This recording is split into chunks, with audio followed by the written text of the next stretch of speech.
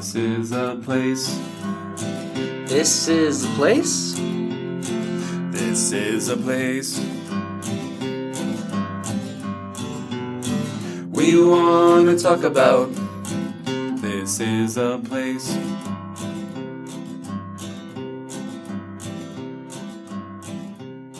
Thank you for listening to This is a Place podcast. My name is Brandon, and I'm joined by a man who believes that the worst part about having multiple wives is multiple mother-in-laws.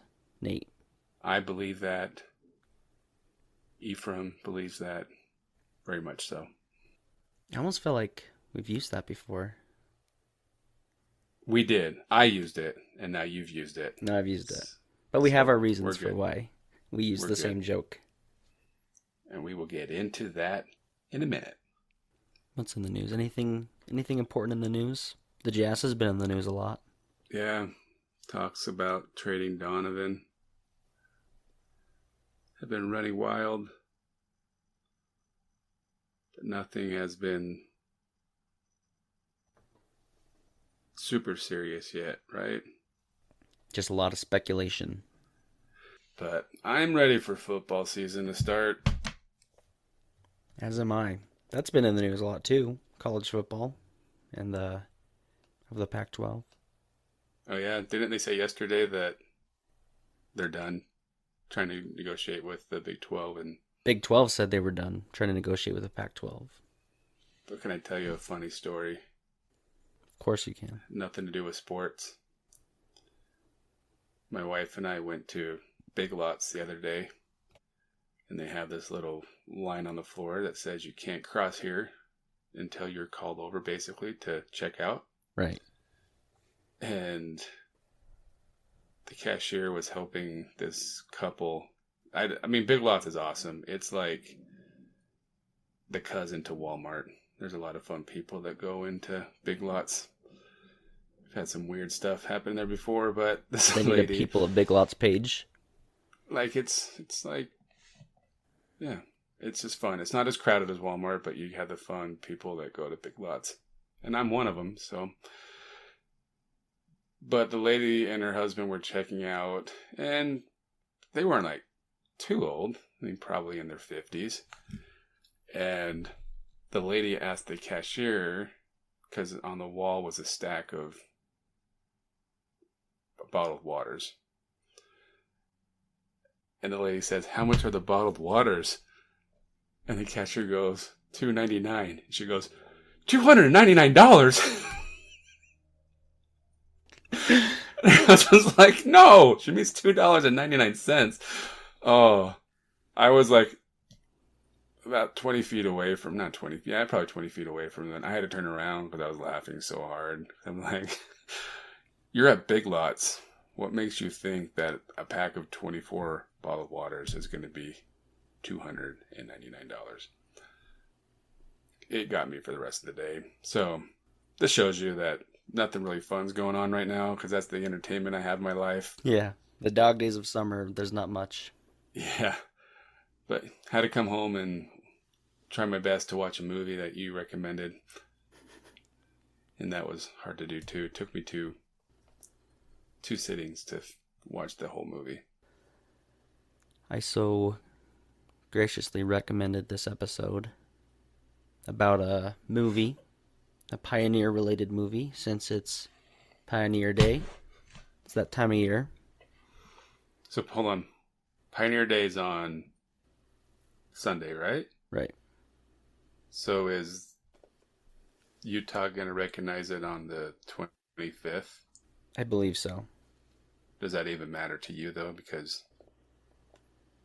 Doesn't matter to me. Because your bank is national, right? Mm-hmm. Bummer. I think every state should celebrate every other state's holiday. Or what do you want to call this? Do other states have holidays like we do? Where they celebrate their... What would you call it? Statehood? Statehood? I don't know. That's a good question. But I feel like every weekend there's a city nearby celebrating their cityhood. Mm-hmm. This happens all summer. Draper Days just happened last weekend. I was coming home from Orem when they were lighting off the fireworks. I played in the week before their Draper Days pickleball tournament. Next weekend I'm playing in Cottonwood Heights. I forget what they call it. They have a name for their days as well. Cottonwood Days? No, it's like Butterville Days or something like that. Butterville. But it seems like I said, every weekend you can go party in somebody's city, ride carnival rides, and see fireworks usually. But this upcoming week we've got Pioneer Day. Some people like to refer to it as Pioneer Beer, right? Pioneer Beer or Pioneer Beer. Well, yeah, because of it being Pioneer Day, I thought we should do a Pioneer Day sort of episode. And you recommended that we watch a movie based on the pioneers called, drumroll please, Ephraim's Rescue. So I have to say first off that I'm a little biased towards this movie for a number of reasons. Number one, Ephraim K. Hanks, who the movie's based on, is my fourth great grandfather. So, I mean, gotta love the fam. They made a whole movie about him. Secondly, you can see I had multiple family members that participated in filming for the movie. But you can actually see my grandfather in the movie itself. Really? Which is pretty cool. Or what scene or what was he? He just played a background character. So there's a scene where this lady's drowning. I'm sure we'll talk about that scene. Oh, man. I'm sure we'll talk about it later, but he's in that scene. He's up on the ridge watching as the lady's coming out of the water, and you can get a couple glimpses of him. So I thought that was pretty cool. And I probably would have been in the movie too, but it was filmed. They began filming right as I went into the MTC, I believe. Oh, really? Mm-hmm. And then a third reason, I think technically she's my second cousin. She was tasked with assembling a lot of the background characters who were ancestors of Ephraim K. Hanks. And so I reached out to her and she gave me some information about it. Just some initial details about the movie itself. Came out in 2013. Directed by T.C. Christensen, who has done many... I think he wrote it as well, right? The screenplay. Yep. Yeah, he's done this one. He did The Fighting Preacher, The 17 Miracles. I've seen the Preacher one. I haven't seen 17 Miracles, but really, I believe even this one as well. Aren't they all on Prime Video right now? I think they are. At least this one. I don't know about the others. I did see Cokeville Miracle, which is another one he did. Yeah, I heard that one's good too. You haven't seen that one? Mm-mm. I am way behind on my Mormon cinema movies. He's also done Love Kennedy, and that might be it, at least from what I'm seeing on his Instagram. I think 17 Miracles was the first one. Yeah, that one looks good. Should we get into the movie, Nate? Yes. So you told me it so took excited. You told me it took you a couple times to get through it. So I'm guessing not your favorite movie. Yeah, and it might be my bad because I started watching it in my room when I was laying down in my bed, and so it made me start to fall asleep because it's not a grab your attention type of movie. And I'm surprised, to be honest with you, and I don't want to diss T.C. Christensen or anything like that, but I'm surprised this movie went to select theaters and not like straight to DVD. Really? So overall, it felt um, like one of those church movies that they would play in Sunday school that are like 20, 30 minutes long. So they It, took a it was 20, an hour and 30 a half minute long. and to try to make it into a motion picture. So it's slow moving. And I know it's hard because they were trying to base it as much on facts as they could. Because I think at the beginning it talks about how they pulled all the stories from journals of the pioneers or from the Martin um, handcart company, right? Right. And then overall, like I think the guy who played Ephraim, good actor. The kid who played the disgruntled kid crossing the plains, I thought he was pretty good. But and your grandpa was phenomenal. Mm-hmm. He did a great job. But a lot of the Everyone other else. actors are just like, okay. And I've heard, I'm guessing, I'm not, I obviously didn't research this, but I know a lot of times when they do some of these films, they will use a lot of LDS people as the actors, and sometimes they overact, trying to make it as Dramatic. as possible. And I know sometimes filmmakers, when they do make films like this, they tend to not like to use members of the church because they just act rather than trying to convert people with their acting. So that's my take on it. It's on Prime Video, so it's not theaters anymore, which is great. So you don't have to spend money if you have Prime already. And I've got a copy if you want to borrow it. You have a copy. Yeah, I would have been really ticked if I would have, because you asked if I wanted to borrow it. So I would have been really mad if I would have driven all when it got it from you and had to take it back. The time I would have wasted, but it was fine. Like I said, it just felt like a movie that should have been like 45 minutes long that they stretched out for an hour and a half. Luckily, it was just an hour and a half and not longer than that. But which is crazy. I really liked the other one he did, the Fighting Preacher. I really liked that one. So this one was a miss for me. I'm sorry, because I know Grandpa was in it, and it's your family, what do you call it, tree?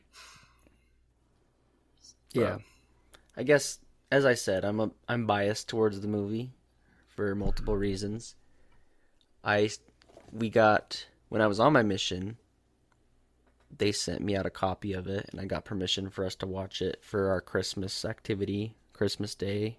And maybe if I was on a mission right now, it might have been entertaining. It'd be something new. Do you know what movie that reminds me of my mission all the time? Well, there's multiple, but episode 1 came out when I was on my mission, and so it was on VHS, about a year mark. So I saw that so many times with subtitles. Anyways. Good one, but... Yeah, so, I mean, I get your points. I get your criticism. And I won't dismiss it because it's a little cheesy. Hold on. Can I stop you? I'm reading one of the reviews on Wikipedia. Do you see this? No. And I promise you I did not read this before. It says, Sean Means of the Salt Lake Tribune. What's that? What is this It's on? in the reviews on Wikipedia about it. It says, Ephraim's Rescue received mixed to positive reviews. So, just like us right now. I'm a little mixed and you're a little positive. It says Sean Means, I guess that's how I say his name, of the Salt Lake Tribune felt that it was similar to 17 Miracles, but the results this time are less dramatic and more like an illustrated Sunday school lesson. Did I not just say that? You did. Look Spot at on. me. I should be writing for the Salt Lake Tribune. So that's exactly what it felt like. It was just like a very long Sunday school lesson video. I mean, I compare it to... It's similar in a lot of ways to 17 Miracles, but 17 Miracles, it does have a better flow to it. It follows, the handcart company as well. I wonder if they maybe thought there was more to write for the movie, and then when they were getting into it, they were hitting snags. You know what I mean? Which is why they had to include it's Ephraim's rescue, but then they include the whole subplot of the guy from England that comes across as well, right? I mean, they do intersect, and it comes in, but a lot of the movie is showing. We'll show scenes of Ephraim, and then we'll show scenes of the other story. So, did you ever hear the story growing up? And I swear it's of the Martin Handcart Company, where some young boys help carry everybody across the river, and then they die. Mm-hmm. That's in 17 Miracles. Oh, really? Is it the Martin Handcart Company? I can't remember if it's Martin Handcart or not. But anyways, The Sweetwater Rescue, I think, is what it was called. So apparently, from what I could research, it's incorrect. Like, it's folklore. Really? Mm-hmm. But that's just one guy saying that. So I'm trying to find out if it's true or not. But I always thought it was part of the Martin Handcart. So I thought that's what Ephraim's rescue was like going to be about. But I'm like, but Ephraim's obviously didn't die. So I thought maybe the kid and somebody else that they kept showing in the movie was going to help people cross the river and then die. So I was like, but maybe that's why they didn't put it in there, because according to a couple of people, they're saying that it was just like an exaggerated story that just kept getting bigger and bigger, and it didn't really happen. But maybe I'm wrong, but I didn't do a whole lot of research. I think my grandparents have a picture of him getting the buffalo and traveling to go rescue the people. So I mean, I knew what it was going to be about.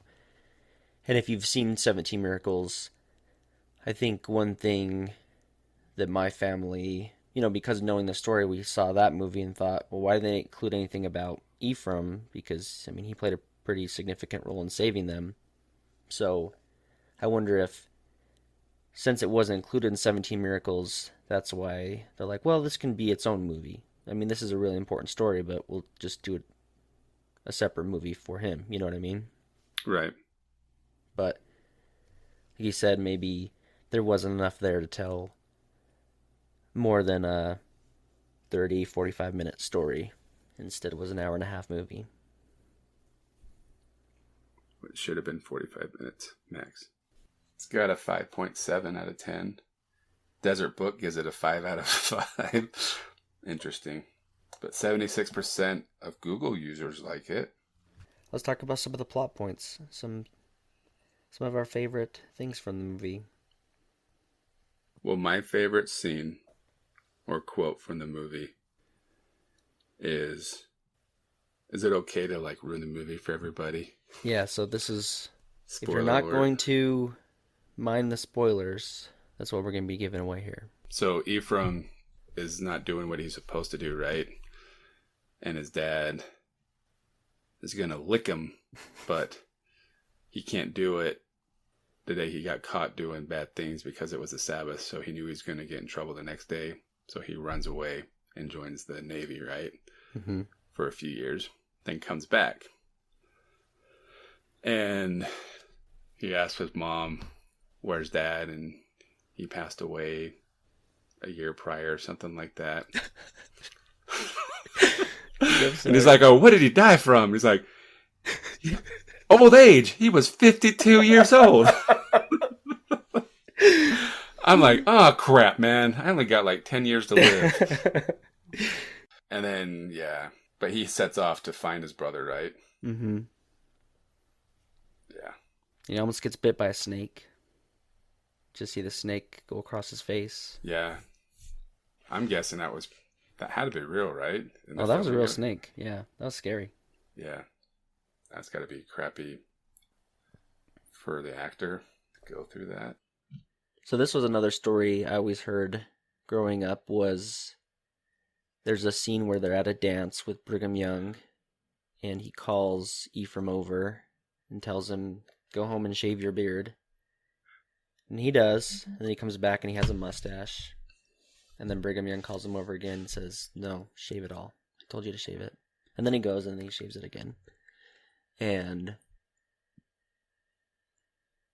But anyways, at the dance, he's telling the joke to his brother about the worst part about multiple wives being multiple mother-in-laws. And then he said, so I'm always going to use this every time I shave, that I look like a peeled onion. Yeah, I don't like to shave either. I look like a little boy. So do you like any other scenes? Any other favorite parts from the movie you thought really hit you hard? I mean, the whole movie in general is just fascinating. Edge of my seat. I mean, we mentioned another one that you seem to have some affection for, the scene that my grandpa's in. Yes. Where, I mean, it's a movie, so who knows how much of it was factual. But the lady's carrying her young child across the river. And for some reason, they're the last ones to cross. And for another reason, nobody stays behind to make sure everybody crosses the river. And then, yeah, really she was just like, in the movie, just barely up to her mouth in water. Like her head was still above water. She's almost drowning, though. But she's almost drowning.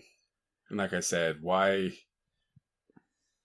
nobody stayed behind to make sure everybody got across safely is just, I don't understand. But like I said, it's part of a movie, so who knows if that was what was written in the journals or whatnot. But and then she testifies to everybody. It was just very moving. Very, very moving. Probably one of the more cringe, awkward moments of the movie. Yeah. It's like one of those, say like you were trying to do missionary work and you're showing a non-member the movie, you would be like, let's skip this part. Oh boy. I'm sorry. But, so you haven't seen 17 Miracles, but the little guy in the movie, he's in 17 Miracles as well. Oh, is he? So that was kind of, I think, people liked him, so they were happy to see that he made an appearance in this movie as well. And he tries to help save them by giving them one of his sticks, but... In 17 Miracles or in the movie? In the movie. Oh, when they were drowning, right? Like, yeah, I mean, that's he wasn't going to be able to do anything, but... Well, that's what kind of, but yeah, like he saw it, so why didn't he like scream to everybody else, like, "Hey, come help this lady," rather than him trying to help? Albert's his name. Yeah, and the disgruntled kid we talked about kind of puts his foot in his mouth, right? Makes a backhanded comment to him, and he can hear him. I kind of wish, like I said, I know they were probably trying to stay true to the journals and stuff like that, but with that character, with him being kind of Debbie Downer for the whole movie, and he's upset, which, you know, he had every right to be kind of upset having to leave his home and the conditions they were in, so I get that. But I wish they would have, one, resolved better his relationship with the small guy. Maybe like if he would have gone to apologize to him and made friends with him. In a way, you could tell that he was sorry, but he never actually truly asked for forgiveness for that guy. Right. And even like to the end of the movie, they never really show him. Like, I think that would have been a good moment to do the whole, 180, what do you call it? Attitude adjustment they do in movies. Like, they never really came full circle with him, I think, to redeem him. So I think that would have made the movie a little bit better. Even though he did do the dance or whatever towards the end. But just a lot of things that I think they could have done to make it just a smidge better. But like I said, it's hard when you're trying to be factual. Because real life isn't always as exciting as we think it is. Right. You have to embellish it a little bit. And there was definite embellishment in the movie. They show a lot of him whenever he's giving a blessing. He's like washing his hands. I don't think that was factual. But kind of just... Let's throw that in there type thing. I did like an exchange. So that Thomas guy, he meets that girl, and she asks him if he had a girlfriend back in England. He's like, yeah. She says, was he pretty? Was she pretty? He said, yes. He's like, did you have a boy back in England? Was he handsome? She says, no. He was quite plain. Made it a lot easier to leave. It's kind of like, I just try not to look at him, right? I tried not to look at him right. That's what my wife says about me. But then the movie really culminates. Winter comes. A lot of more people are dying. Thomas's new girlfriend ends up passing away as well. So he's real upset.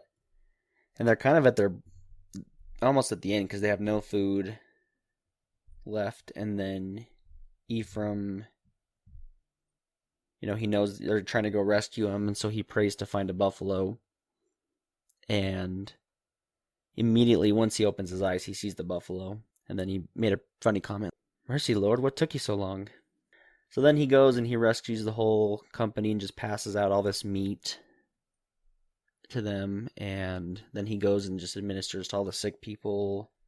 He raises a guy from the dead. And then heals Thomas and his frostbitten feet. And then it ends with Thomas inspiring everybody with his little jig that he does. So even though I wouldn't give it a 4-star review, you watching the movie though, talking about Pioneer Day, whether you are a member or not the church, you still have to give like mad respect to the pioneers for especially the hand carts, right? For watching the movie kind of made me go like, oh wow, kind of made it more real, which was nice seeing it.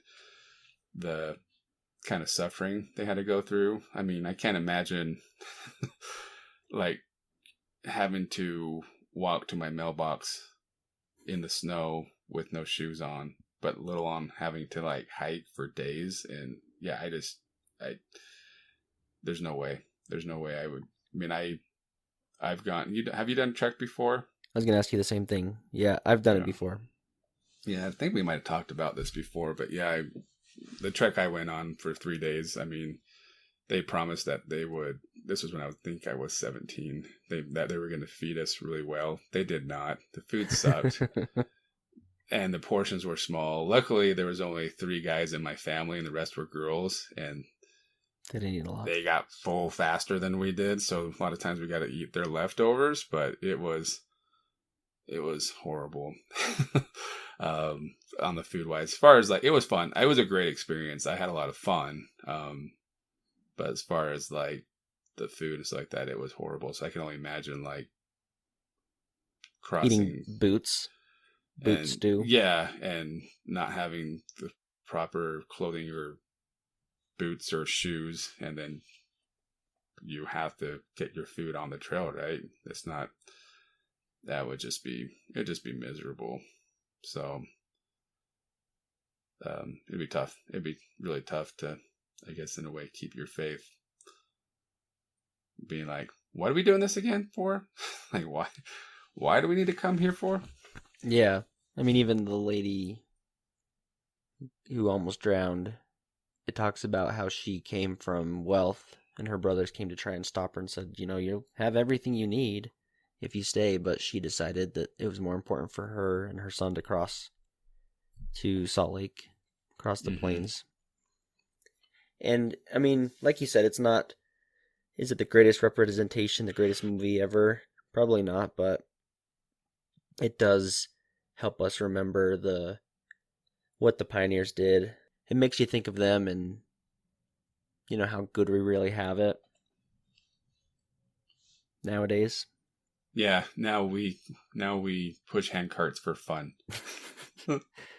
I've heard it said that, like, can you imagine them watching us? We did this so you don't have to do this, and you're purposefully going out to suffer. I mean, it's nowhere like what they actually dealt with, but Pioneer Trek is it's a challenge.